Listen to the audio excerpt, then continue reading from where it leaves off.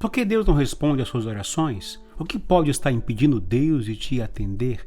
É sobre isso que eu quero conversar com vocês na devocional de hoje. Olá, sejam todos muito bem-vindos. Estamos aqui compartilhando uma série de devocionais do Evangelho de Jesus escrito por Marcos. E hoje falaremos de Marcos capítulo 11, versículos de 1 até o versículo 26. Quero agradecer a você que nos ouve nossos devocionais aí no nosso podcast, no Spotify. Obrigado mesmo por sua audiência. Aproveite para clicar no botão seguir ou no follow me aí, tá bom? E você que está nos vendo no YouTube, peço que se inscreva no nosso canal, caso não tenha feito, ative o sininho, assim toda vez que eu postar um novo vídeo você também seja notificado. No nosso canal você tem muitas outras séries que eu creio que poderão edificar muito a sua vida. Entra lá para ver. E antes de entrar propriamente no tema da devocional de hoje, antes de gastar energia e falar sobre esse assunto, na devocional anterior Jesus estava indo em direção a Jerusalém para sofrer, para ser crucificado, para morrer e ressuscitar. Agora Jesus chega no Monte das Oliveiras e de lá envia 2 de seus discípulos para Jerusalém para fazerem os preparativos de sua entrada na cidade. E Jesus diz a eles o seguinte: vão ao povoado que está diante de vocês. Logo que entrarem, encontrarão um jumentinho amarrado no qual ninguém jamais montou. Desamarrem-no e tragam-no aqui. Se alguém perguntar por que vocês estão fazendo isso, digam-lhe: o Senhor precisa dele e logo devolverá. Marcos capítulo 11, versículos 2 e 3. Com isso, Jesus estabeleceu que entraria em Jerusalém montado em um jumentinho. Ele não escolheu ir a cavalo para sinalizar que ele estaria entrando como um general conquistador, mas está entrando como um servo sofredor, embora triunfante. Os doutores da lei, nos dias de Jesus, tinham algumas teorias diferentes sobre como o Messias viria a Jerusalém. Poderia ser como base, por exemplo, em Daniel capítulo 7, versículos 13 e 14, ou seja, como o Messias majestoso, aquele que iria conquistar de forma poderosa vindo dos céus. Mas para nós isso se refere a um texto da segunda vinda do Senhor Jesus, né? Ou o texto de Zacarias 9:9, o que o Messias viria de maneira humilde, montado em um jumentinho. E foi exatamente isso que aconteceu. Pena que eles não entenderam, mesmo vendo o cumprimento da profecia. Com isso eu pergunto a você: você é daqueles que, mesmo vendo, duvida? Quão duro é o seu coração para crer no que Deus, no que a Bíblia diz? Lembre-se, Jesus em breve voltará, os sinais estão aí confirmando que as profecias já deixaram para nós.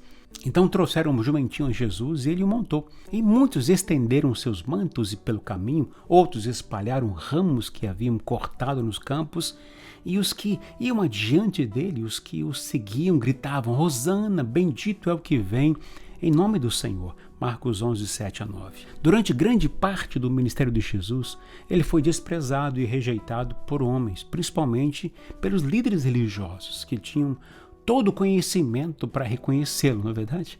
Normalmente as multidões o seguiam em adoração, apenas pelo que podiam obter dele. Contudo, a maioria do seu público rejeitava qualquer tipo de compromisso pessoal com Jesus.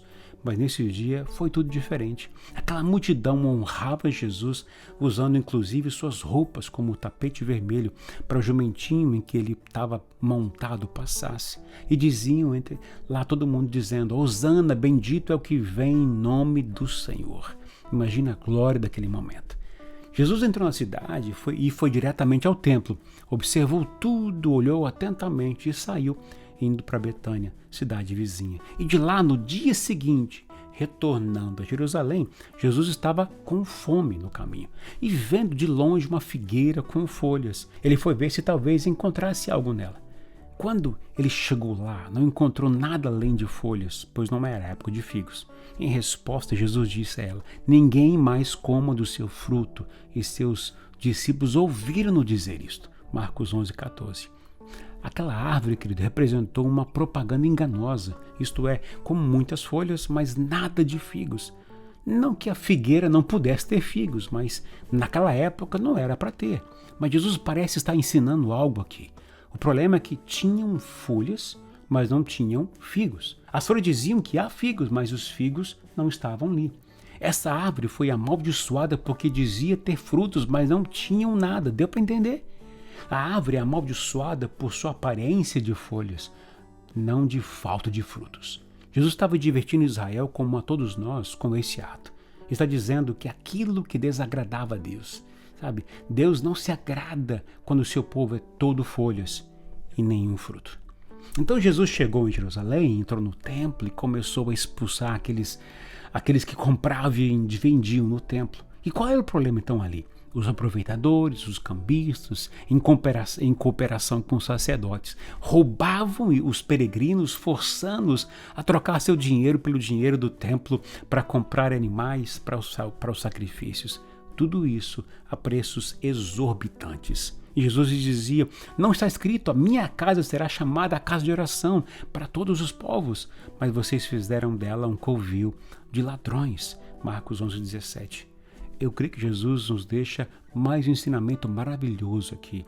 É que devemos permitir sua presença purificadora em nossos corações. Quanto mais longe dele ficamos, mais entulhos permitimos em nossos corações e mais negociações com o mundo fazemos. Se ele quer virar algumas mesas do nosso coração, que assim seja. Amém? Final da tarde, então, eles saíram da cidade e voltaram para Betânia.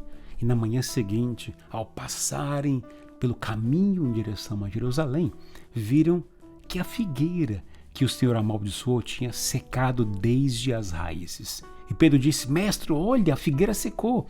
Então Jesus olhou para eles e disse, respondeu Jesus, olha só, tenham fé em Deus. Eu asseguro que se alguém disser a este monte, levante-se e atire-se no mar, e não duvidar em seu coração, mas crer que acontecerá o que diz, assim lhe será feito. Portanto, eu digo, tudo o que vocês pedirem em oração, creiam que já o receberam, e assim sucederá. E quando estiverem orando, se tiverem alguma coisa contra alguém, perdoem-no, para que também o Pai Celestial perdoe os seus pecados. Mas se vocês não perdoarem, também o seu Pai, que está nos céus, não perdoará os seus pecados. Marcos 11, versículos 22 até o versículo 26. O que Jesus está dizendo aqui, queridos, é que o grande obstáculo para ter fé em Deus é o orgulho, pois o orgulho te leva a recusar o perdão e a perdoar também. É como uma montanha que preenche toda a sua vida. Tudo que você pode ver é aquela grande montanha aparecendo diante de você e ela está bloqueando a vida de Deus em sua vida. Você tem o poder de remover isso, querido, ao se levantar e orar, perdoar aqueles que te ofenderam e também pedir-lhes perdão. Porque a única coisa que nos impede de perdoar uns aos outros é o nosso orgulho, é a nossa dureza, a dureza do nosso coração. Interessante que nos sentimos justificados por querer que os outros nos peçam perdão e nos perdoem, mas também por sentir que devemos cobrar um preço pela dor que eles nos causaram. Portanto, de muitas maneiras, sejam elas sutis, diretas ou não, insistimos que não perdoaremos, pois nossos ofensores terão que pagar pelo que fizeram a todos nós. De alguma forma, queremos fazê-los rastejar e implorar perdão, isso dentro do nosso coração. E Jesus disse que esta é uma grande montanha que precisa ser removida dos corações, pois está bloqueando o fluxo da vida de Deus por sua fé crescer, para que sua fé cresça. Portanto, perdoe logo, peça perdão logo. Siga o exemplo de Jesus, nosso mestre, por mais terrível que possa ser a ferida e a dor. E esse ensinamento foi para a nação de Israel em relação aos gentios, aos romanos, mas também a todos nós que muitas vezes dizemos no nosso interior, obrigado, Pai, por não ser como essas outras pessoas. Tudo isso derruba a vida espiritual de uma pessoa, de uma igreja e até de uma nação, queridos. Lembre-se que se você não perdoar, seu Pai que está no céu também não perdoará as suas ofensas. Que nossa oração nesse dia seja de forma muito sincera, dizendo o seguinte: Pai, quantas vezes não pedimos perdão e recusamos oferecer perdão por simplesmente ter um coração duro, um coração orgulhoso. Nos perdoe por isso, Pai. E muito obrigado pelo perdão que nos ofereceu por meio de Jesus Cristo. E nos ensina a sempre pedir perdão e a perdoar aqueles que nos ofendem e machucam. Em nome de Jesus. Amém. Se esse vídeo te abençoou, peço que você dê um like nele, deixe um comentário do que Deus te ministrou e aproveite para enviar o link desse vídeo àquelas pessoas que você sabe que precisam ouvir essa mensagem. Me ajude aqui, queridos, a divulgar a palavra de Deus às pessoas. Que Deus te abençoe nesse dia, um forte abraço e até o próximo vídeo devocional.